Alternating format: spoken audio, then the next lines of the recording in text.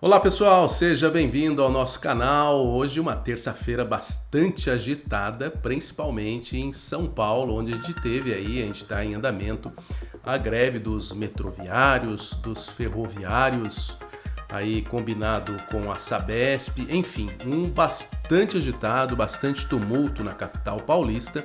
E nesse programa a gente vai tratar desse assunto, focando principalmente o que essa greve demonstra do ponto de vista político e o impacto dela no cenário futuro. Vamos lá?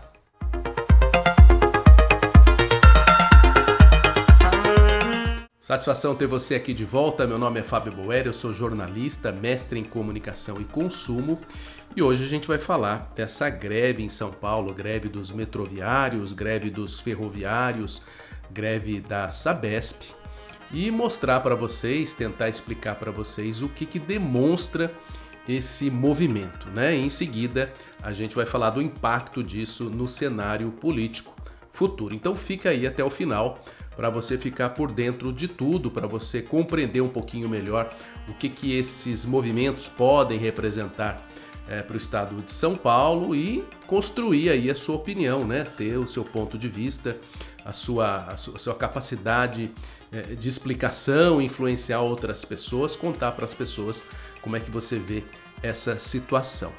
Não esquece aí de dar o seu like, de compartilhar o nosso vídeo e se inscrever no nosso canal, que isso é muito importante para que a gente continue aí distribuindo conteúdos dessa natureza, com enfoque aí na política, na economia, nos negócios, comportamento, carreira, tudo que é importante para o nosso dia a dia.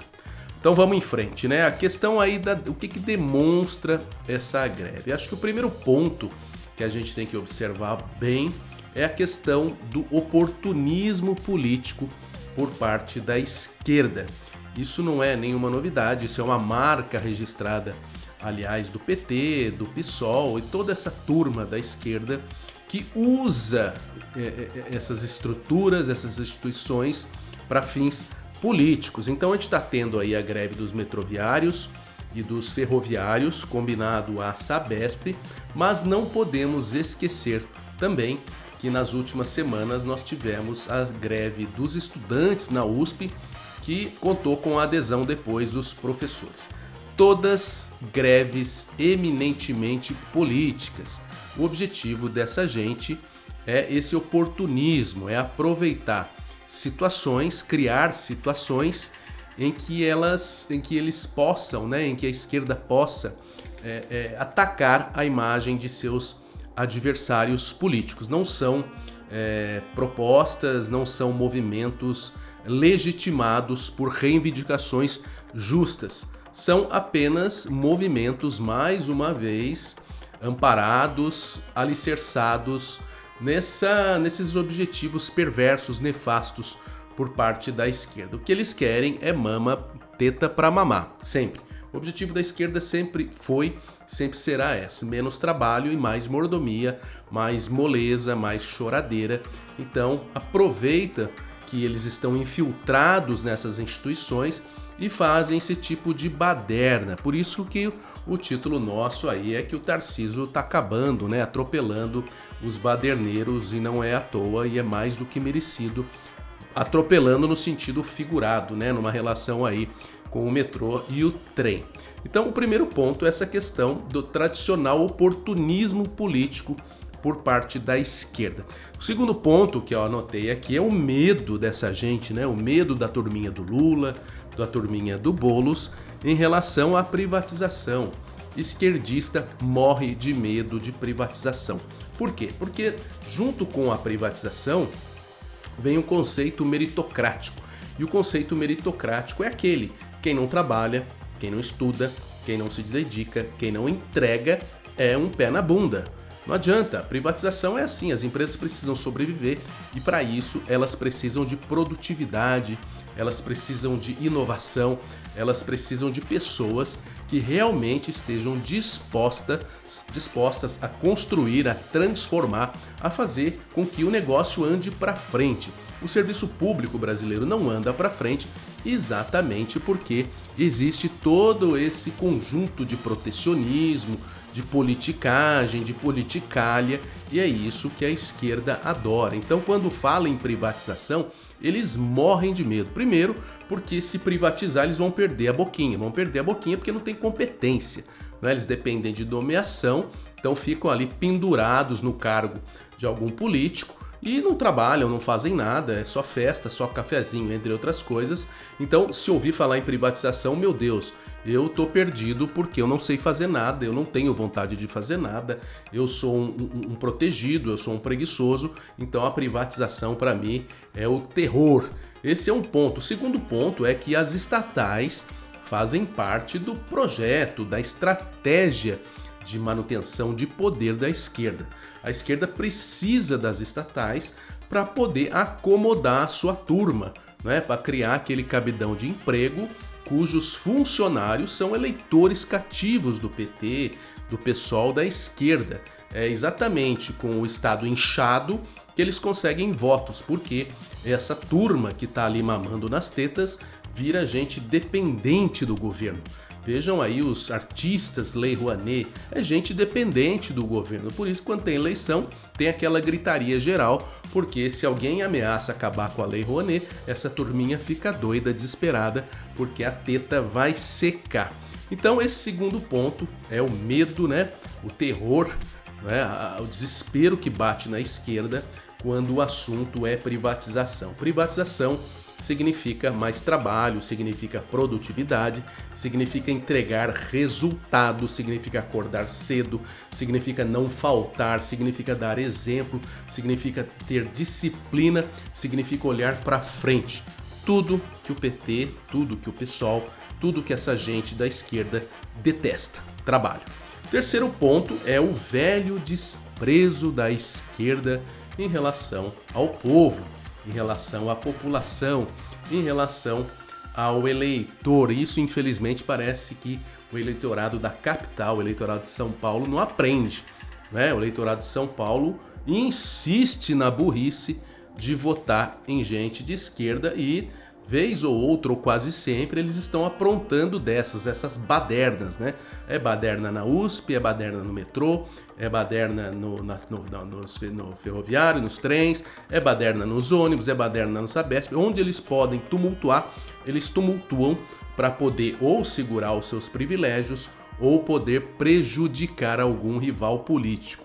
Última coisa que interessa para eles é o povo. Eles não estão nem aí com o povo. Basta você ver aí para quanto é que foi hoje o valor do Uber, basta para você ver aí os congestionamentos que a cidade passou por causa dessa baderna, entre tantos outros problemas criados por causa dessa gente que só está interessada no seu bolso, só está interessado na sua mordomia, nos seus privilégios. Muita gente perdendo consulta médica, muita gente perdendo aula, enfim, é o retrocesso instaurado em São Paulo graças a essa turminha da esquerda que só presta para tumultuar a cidade, o estado, o país, não é?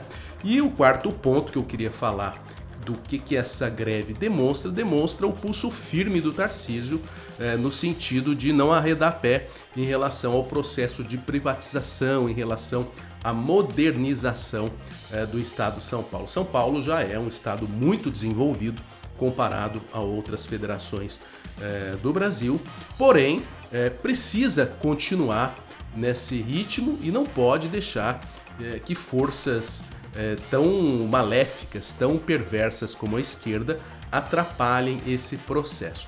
Então o evento aí da greve acabou servindo aí de demonstração da força do Tarcísio em relação a esse projeto de modernização, de privatização, de desestatização, que só tende a melhorar o serviço público, só tende a desinchar o Estado, né, em reduzir gasto público, e também desmonta essa tese de que vai entregar para os empresários as empresas que são propriedades do Estado. Isso é mentira, isso é conversa fiada, tudo isso passa por um processo de aprovação popular, passa pela Assembleia, são feitos diversos estudos e com certeza o resultado será melhor do que nós temos hoje.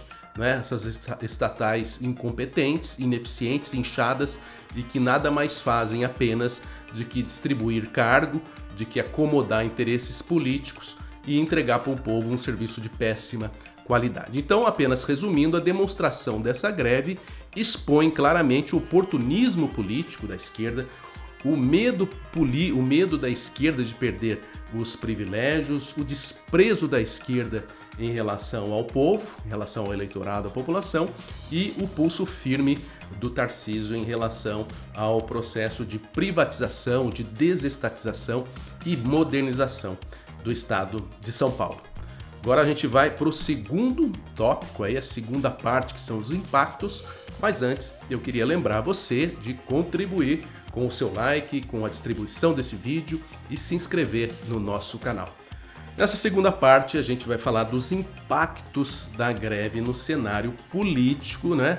A gente tem aí, acho que uma parte muito importante é o alinhamento, é o reforço, é o fortalecimento desse alinhamento entre o Estado de São Paulo, entre o governador Tarcísio e o prefeito Ricardo Nunes, a quem o Tarcísio se referiu recentemente a uma espécie de presente, tal a facilidade com que ele consegue negociar, consegue conversar, consegue traçar objetivos comuns entre o Estado de São Paulo e a Prefeitura de São Paulo. Isso é muito importante para que haja esse desenvolvimento conjunto, até porque só a capital paulista já poderia ser considerado um estado, não é? Mas então é importante esse alinhamento para que essas duas esferas consigam caminhar juntas, promovendo aí benefícios para o cidadão.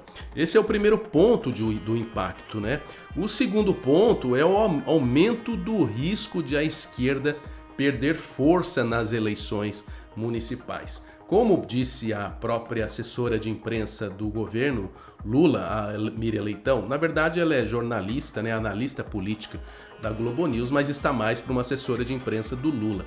Ela mesma reconheceu que esses movimentos grevistas são um tiro no pé da esquerda. Né? Claro que ela se referiu a isso não lamentando os problemas causados para a população, ela lamentou em relação ao revés político da esquerda, da turminha que ela tanto protege na Globo. Então, realmente é um tiro no pé, porque a população vendo todo esse movimento da esquerda que só problematiza, só complica a vida do cidadão, a gente vai ver o resultado nas eleições municipais, que podem não parecer, mas representam um estágio importantíssimo de consolidação política, porque os municípios são a base eleitoral. É ali que você tem o contato mais próximo do político, do candidato, em relação ao eleitor. E são as prefeituras que servem ali para capilarizar, que servem ali para reforçar uma eventual candidatura estadual e federal. O terceiro ponto, a gente falou do alinhamento com a prefeitura, falou do desespero, do risco da esquerda perder ainda mais poder nos municípios. E o terceiro ponto é o fortalecimento do Tarcísio como opção, como nome à presidência da República, a sucessão do Lula. Né? Quer dizer, cada vez mais o Tarcísio vai ganhando força, visibilidade, e esse pulso firme, essa convicção dele na forma de gerenciar o Estado acaba ajudando. Mas é importante lembrar que o Tarcísio já reiterou várias vezes que ele não quer ser candidato à presidência da República em 2026. Claro que política é igual nuvem, cada hora está de um jeito, mas em princípio ele tem reforçado isso, que a ideia é se reeleger, fazer um bom governo e se reeleger governador do estado para mais 4 anos e talvez em 2030 pensar nessa possibilidade de ser o candidato à presidência da República.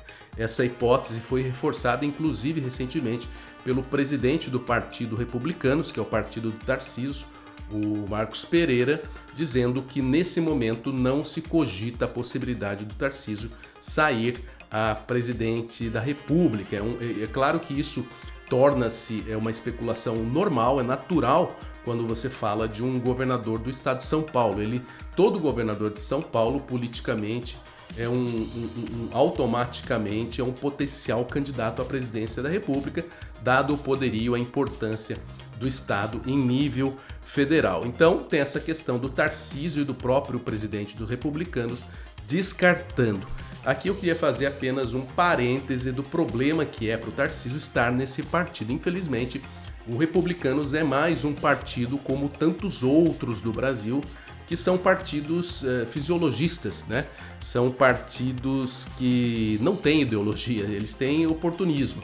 Eles vão de acordo com os interesses. Infelizmente, o Republicanos tem se mostrado dessa forma, tem se aproximado agora do Lula, tem se aproximado do governo federal e fazendo ali uma espécie de leilão. Isso é muito ruim para a imagem do Tarcísio, porque já existem eleitores que estão confundindo essa questão e inclusive dizendo que o Tarcísio está ao lado do Lula. É tudo que o PT quer, tudo que a esquerda quer, é dar publicidade a esse tipo de confusão. Isso não existe. O Brasil é um país que tem uma cultura política em que o eleitor olha para o candidato, ele mal sabe o nome do partido, mal sabe a que partido está ligado o candidato. E o Republicanos, nesse momento, é o partido do Tarcísio, para azar dele. Mas você vai dizer, ele vai para qual partido? Não tem. O único partido no Brasil que tem uma identidade muito clara é o PT, que é a identidade da esquerda, que é o retrocesso absoluto. A pior coisa que pode ter num país é o partido de esquerda. Mas, pelo menos, ele deixa muito claro a opção que fez, né? A opção do desastre. Os demais ficam variando, né, de acordo com o interesse, de acordo com as conveniências. E o Republicanos, infelizmente, vem se mostrando nessa mesma linha. Então, para a gente resumir, fazer o resumo da ópera, essa sucessão aí de movimentos grevistas apenas confirmam, né, a visão, confirmam o caráter desses partidos de esquerda, que é um caráter associado a malandragem, a maracutaia, a pilantragem, não querem saber de trabalho, só querem saber de tumultuar e querem usar a situação para ataques políticos. Não há interesse coletivo, não há interesse público. O que há é interesse político, interesse partidário que só prejudica a população brasileira. Então eu acredito que o Tarcísio agiu muito bem, vem agindo muito bem. Esperamos que ele continue firme nessas decisões de avançar com as privatizações. Vamos rezar para que o judiciário não apareça novamente com as suas ideias mirabolantes de esquerda, né? Vamos rezar para que o Estado de São Paulo não tenha o desprazer e a infelicidade de ter aqui um Barroso da vida, um Alexandre de Moraes intervindo de forma política, partidária, e que São Paulo consiga caminhar aí, trilhar um caminho aí de futuro desenvolvimento cada vez mais rápido, cada vez mais moderno e seguro. É isso aí, pessoal. De novo, não esquece do seu like, não esquece de compartilhar o vídeo e se inscrever no nosso canal. Muito obrigado aí pela sua companhia. Um grande abraço e até a próxima.